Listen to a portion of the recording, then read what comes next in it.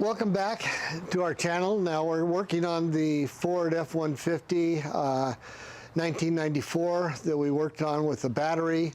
As you can see, the battery is here that we worked on from a week ago. Today we're going to work on the ignition system. It needs a tune-up. It's been a long time since this was tuned up. We have no idea how long it's been. There's 100,000 miles on the car, and some indications are this may still be all the factory spark plugs and ignition systems. This is a little bit of a unique car in this model range.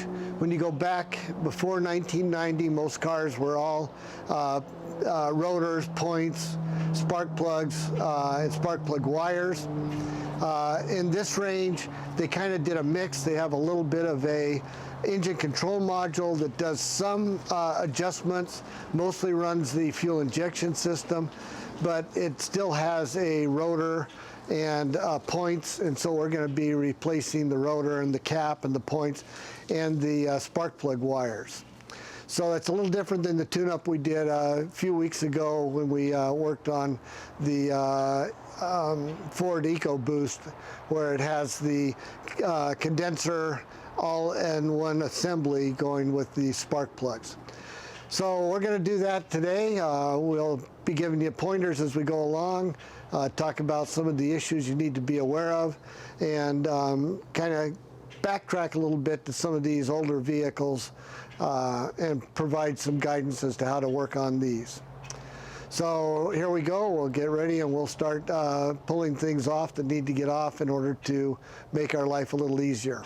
The rotor and cap is back here, so these hoses need to come off, and in order to get at the hose clamp here, you'll need to take this dust cover off right there.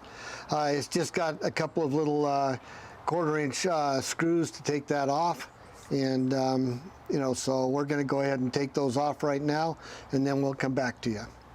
So we've removed the screws for this dust cap here. There's one screw that was here, one screw back there. So you'll just take that off. It just makes your life a lot easier in working with this particular hose clamp right there. So now that we've got that off, we'll go ahead and start taking off the hose clamps. Get those good and loose. You'll notice that they don't have a whole lot of extra room here, so be careful not to run it too far to where you actually run it out of the item. And then it should just pull right off. We've got the bottom one here. Again, just be careful you don't overdo it. And that'll come right off. And just pulling these away, now you have a good shot at the rotor and cap. We'll show you why this is deteriorated when we get it off, but you do need to get the hoses out of the way. I'm going to go ahead and take the hoses completely out by removing the hose clamps on the other end of this, and then that'll just be out of our way. So while we're taking the hoses off, we decided we'd go ahead and check the air filter. You'll notice this air filter looks kind of okay, but if you look closely, it's really dusty. So this needs to be replaced. So go ahead and take the top of the air filter box off. Check your air filter while you've got all the rest of the hoses and that out of the way. Just one of those things to do while you're doing something else that just makes your vehicle run a little better. On the right side or passenger side of the engine, you're going to need to remove a few more items, or at least loosen them, so you can get at the rear cylinders.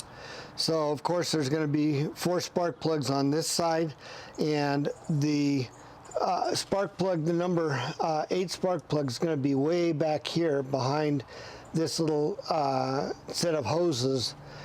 So the best way to do that is, this is the support bracket for that hose. So we're just going to go ahead and loosen that. We're not going to try and remove any hose clamps. On this, we're just going to loosen it so that we can, oh gee, okay.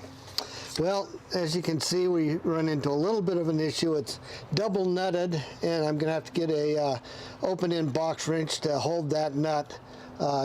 Most often that'll just go ahead and loosen up, so you don't have to hold that nut, but in this situation it's not holding there, so we'll use a box opening wrench to hold that nut while we loosen this one. The forward bolt did not come loose like we were hoping, and this is a jam nut situation where this stud here goes clear back into the aluminum housing of the intake manifold. Now it takes a real skinny wrench to get on that, and I didn't have a skinny wrench to get on that back bolt. So there's a bolt that sits right back here, which is your jam nut. So what we did is we went ahead and twisted this a couple of turns. You'll notice that this flat is now twisted. We'll fix that when we put it back together again, and we loosened it far enough to where we could go ahead and get a regular size wrench back there onto the nut and hold that while we finish loosening it up. So that was our strategy. It's not always a great strategy. If you've got the money and the time, I would recommend you go ahead and get into your car shop or your tool shop and get yourself a skinny wrench. But you can notice that now that I've got it loose, it's just finger tight on there. So we'll go ahead and take that outside nut off. Now this strap is an important strap. You really want to be sure you put it back on after you get done, because this is a grounding strap, and I don't want to get into all the electrical issues, but what you end up with is floating grounds in automobiles if you don't have all your grounding straps where they're at. They're carefully designed, carefully engineered to be at the right spots. So when you get all done, be sure you put that grounding strap back on. Now what I'm going to do is I'm going to go ahead and put that bolt back into place just so that it's in there good and tight back into the housing. So that's a 9/16. The one on the outside is a 1/2 inch. So the outside bolt's a 1/2 inch. The inside bolt is a 9/16. So I'm going to go ahead and tighten that one back up so that we have a good spot to put the grounding strap back on when we get done there. So that's how we got it off. Again, the absolute proper way to do it is go ahead and get yourself a 9/16, but get a skinny one. They are available. They're not real common, but you can get a hold of those. So once you get the your grounding strap off, put it out of the way, and then you'll need to finish taking out the nut on the other one. Now this will be a nut that's part of a double-sided bolt. So, and you'll need a deep socket for this. It's 9/16. And yeah, we can hand turn it out. It's a little tight still.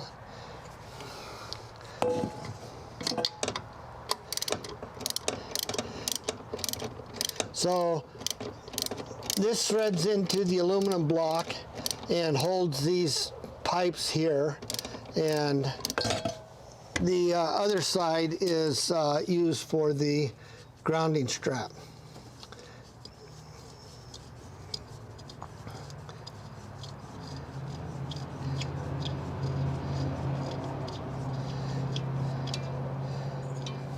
So you'll notice that this is a unique bolt. This nut is actually forged as part of the threads on either side. The long thread is the one that goes back into the aluminum block and holds the support bracket here, and the short side is the one that holds the grounding strap. So you want to keep that straight when you put it back on. So to finish getting this loose, I was hoping it was only the one bolt, but it isn't. There is another one down here on the bottom underneath. And so it's a 9/16, so we'll need to take that bolt off. So we'll get down there on that one.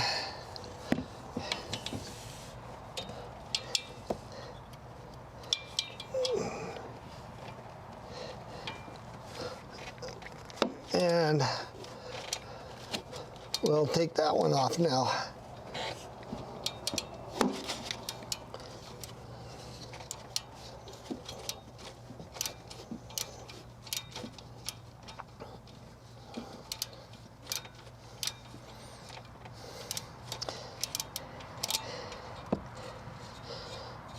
All right, so it's 9/16.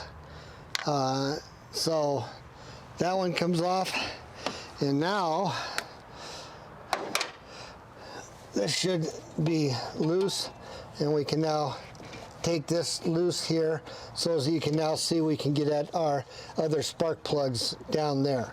Of course, that back spark plug is going to be a little bit of a bugger, but at least now we've got room to move things around so we can get at it and be able to work on that back spark plug. So when you're working on these taller trucks, at least for me, I'm not a real tall person, so it's easier for me to get something underneath. Now, a lot of people try using little ladders, stuff like that, but they wobble, and you can really kind of get yourself into a difficult situation. I really like these solid stands that I'm using here. This one's a little taller than what I need, but it's always better to have something taller than shorter. So you can see the link for this one down in the notes underneath the video. I'll put a link to buying that on Amazon, but I really recommend something like this. And the reason I like this one is it's multifaceted. I can use it for doing drywall, doing home repairs, working on cars. I can use it for all kinds of things. You'll see a lot of people want to use a tire stand. Well, those are good, and you can use those. It's just that it's unique to a car, and so you don't have the opportunity to use it for a variety of other issues. So I like something like this. It gives me a little more flexibility. We're going to go ahead and start pulling the spark plugs out. I'm going to go ahead and take the boot off of this one and get it out of the way. Now, I like to take a spark plug out and put a new one in. You can do it that way, or you can go ahead and do all of them out and put them all in, whatever works for you. The reason I like to do it one-on-one is especially when you get on the back side of an engine where things are very, very cramped. It's just, you're already set up for working on that area. It's just a lot easier to go ahead and pull it out and put it in while you already have all the setup you need in terms of moving things around, having something to stand on, all that kind of issues that you run into.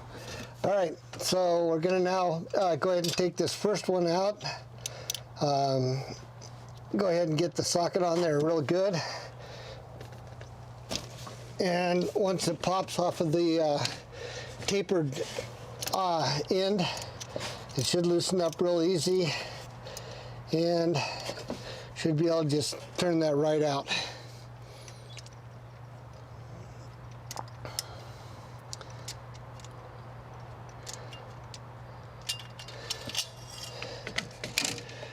All right, now as we look at this spark plug, you'll notice that it's not actually a bad spark plug for what we're guessing the number of miles on it, but the tip is definitely worn quite a bit and is shorter than it should be. But the look of it in terms of the gray and the soot and the black is actually not bad for the number of miles that this spark plug has on it. So we actually have a pretty good ignition system at this point. We just need to tune it up and get it running again properly. So with Ford, at least with this version of Ford, they put the gap on a sticker under the hood. We showed you the sticker and we showed you what the gap was, and that's where you find it. A lot of places will, or a lot of automotive companies will put it in the owner's manual. Of course, you can always find it in the service manual if you want to spend the money for a service manual. But for this particular vehicle and for many Fords, they'll put it on a sticker with the rest of the emissions control information because it is part of the emissions control system. So I'm going to go ahead and check the gap. Usually you can trust the spark plugs to be pre-gapped, although these are Autolite Ford spark plugs on the packaging. It doesn't say that they were pre-gapped, so I'm going to go ahead and check it. Now our specifications, as we just showed you, were 42 to 46.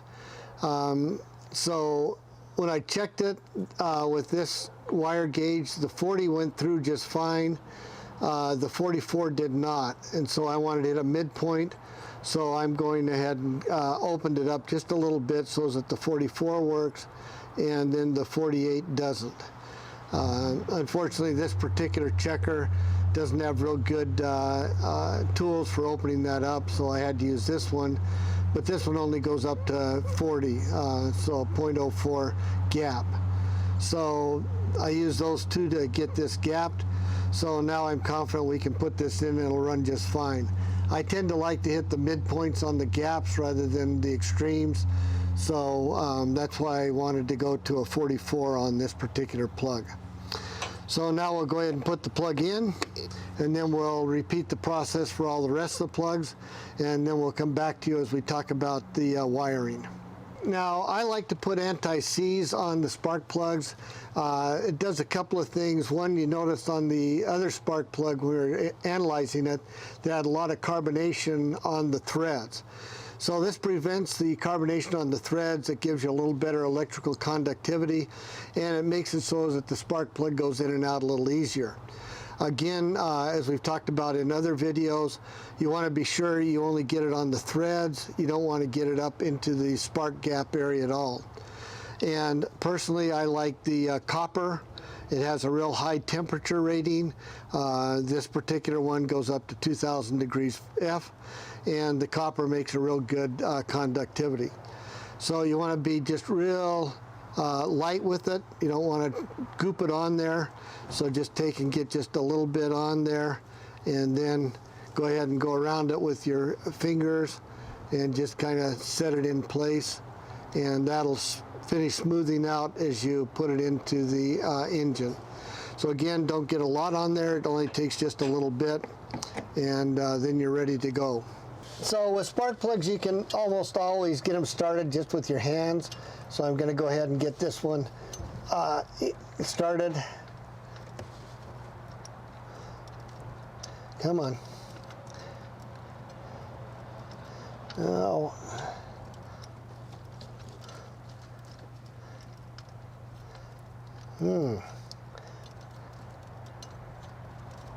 There it goes. Well, thought it was going. It's a weird angle. Yeah, it's a strange angle.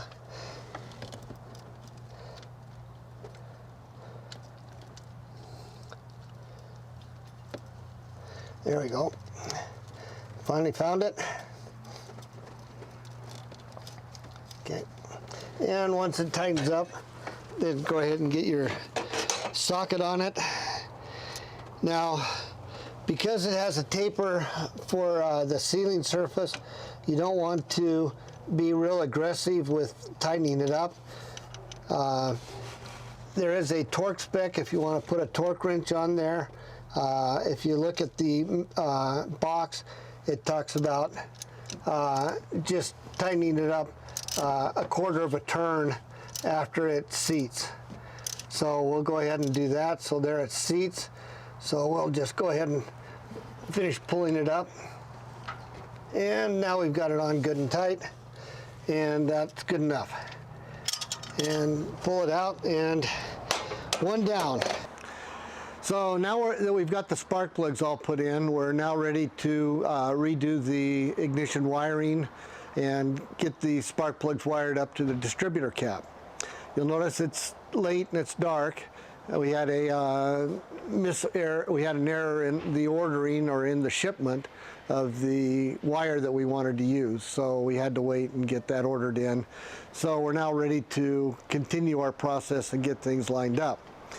Now, on the Fords of this vintage, whether it's Bronco F150 like we have here, there is a technical service bulletin that talks about the importance of getting the wires ordered in the right way.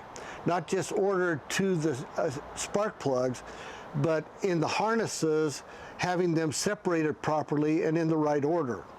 If you don't get that, you're going to get cross-firing, which means you're going to have one wire trigger a spark in the wire next to it. So they have a very specific order that they want the wires in.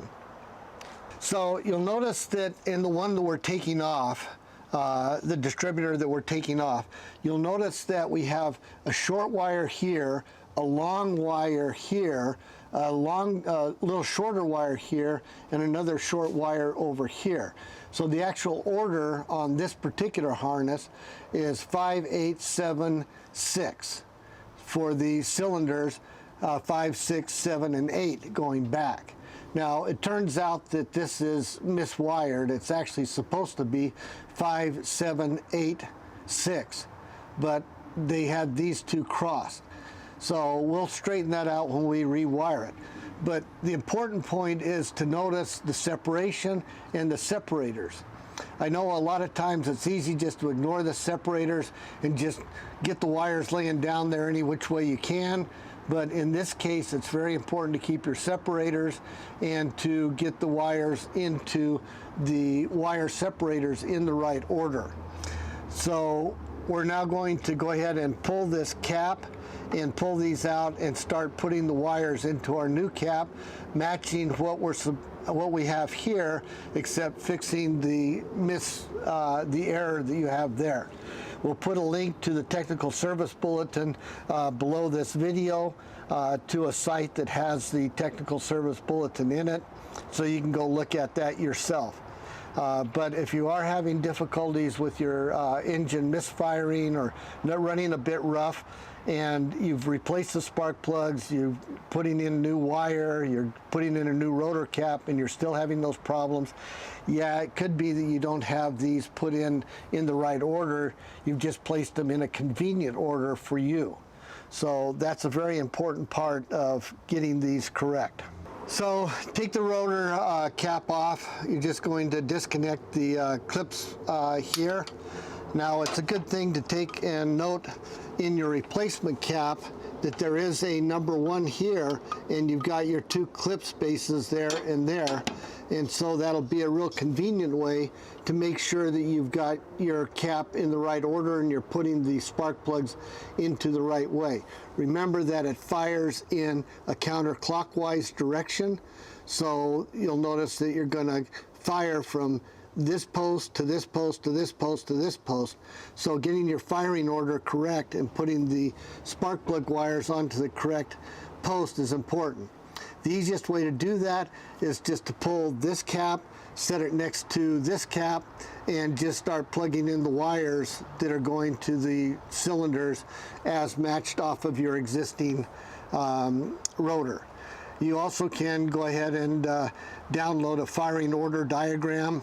We'll put a link to that in the notes down below this video as well.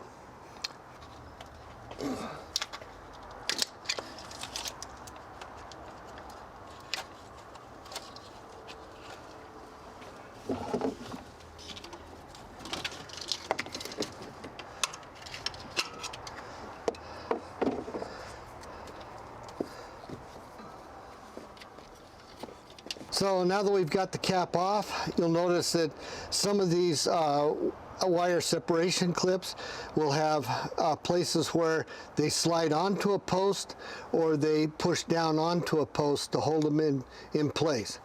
So you'll want to keep those clips in the proper order.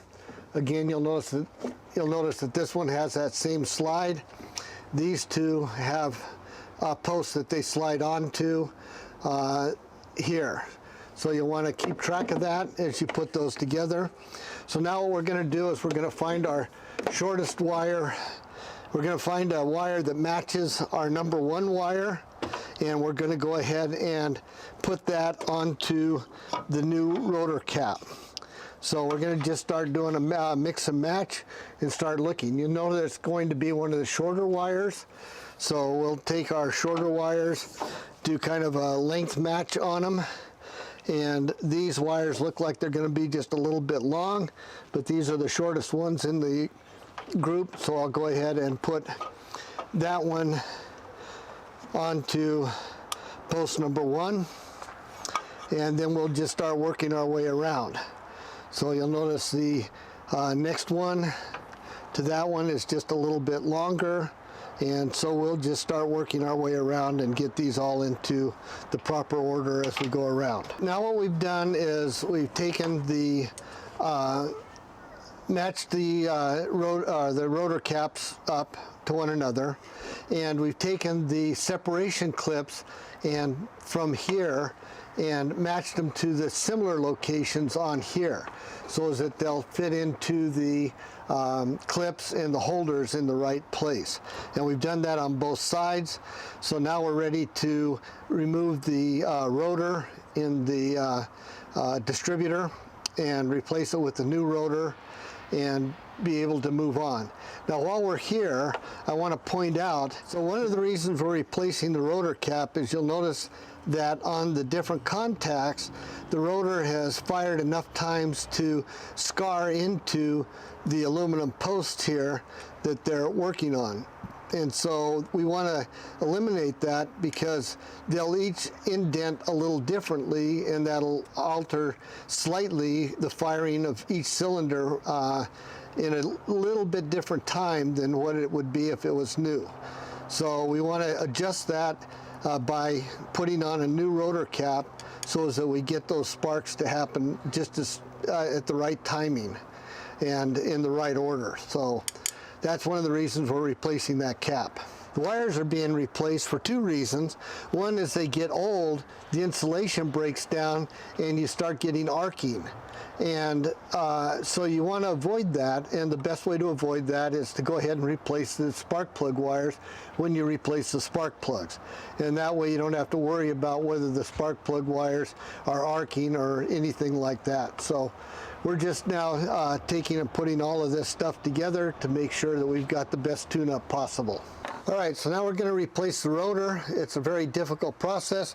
You just grab it and pull up, and it comes right off. You'll notice at the edge that this is all scarred up. Here it's got a lot of pitting on it versus the brand new one. So the brand new one just drops right back down on. You'll notice there's an alignment slot down here. So there really isn't a way to put it on incorrectly. And that's all it takes to put in a new rotor.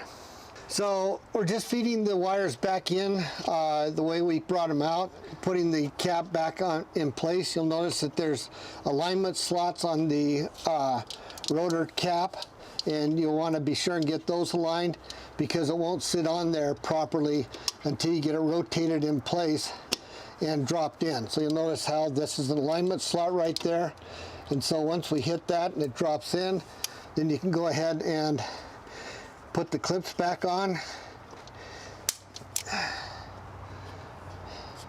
And of course, the back clip is always a difficult one to get to.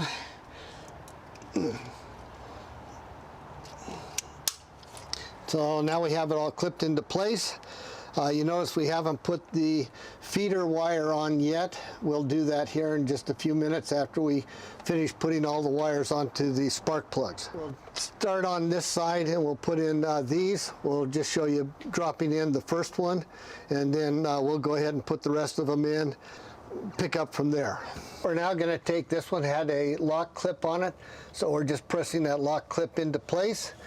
And then this first wire out here goes to cylinder number 5, which is this first cylinder here. So we'll go ahead and put the put that one in, and then we'll go ahead and put the rest of them in the proper order. So again, be sure you watch your firing order to make sure you get those correct. These other wires will have to be fed behind your support brackets and that as you work on those. Now we're putting in the distributor cable to go from the coil to the distributor. Right, so now we've got everything pretty well back together again. We've got all the cables put into the spark plugs. They're solid. We've pulled on them a little bit to test them to make sure that they snapped well. Everything's been routed properly, so now we're going to put in the air filter. Again, we mentioned earlier that as long as we had to remove the box, we might as well do the air filter, and besides, that one was really dirty, needed to be replaced anyway. So going to go ahead and tighten up the screws on the air filter. Then we'll put in the airflow ducts that go from the air filter over to the throttle body, and then we'll be ready to start it up and see how it plays.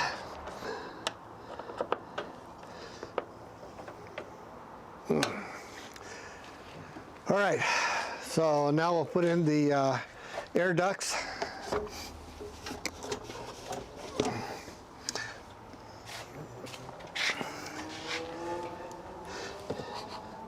And because they're kind of attached, you got to kind of put them on at the same time, which takes a little bit.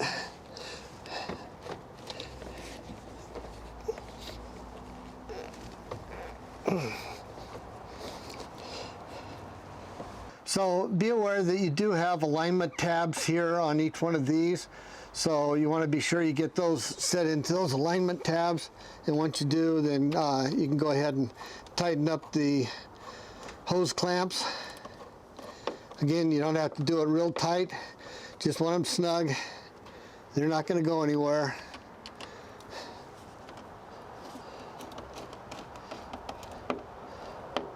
Tighten up these on this end now that they're on. Just make sure they're on there snug.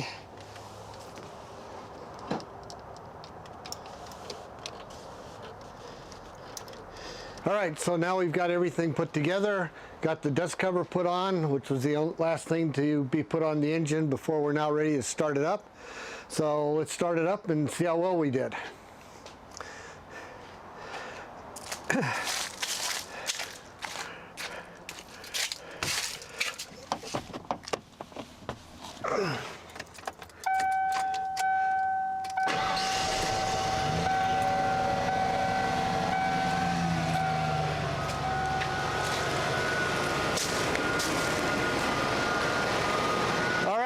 Sounds like a good running engine to me. It doesn't have any knocks. Remember, if you like this video, please give us a thumbs up on the likes. Look for links in the bottom for where you can get some of the tools and supplies that we've used on this. And be sure you subscribe to our channel. Appreciate you being with us this evening. Take care.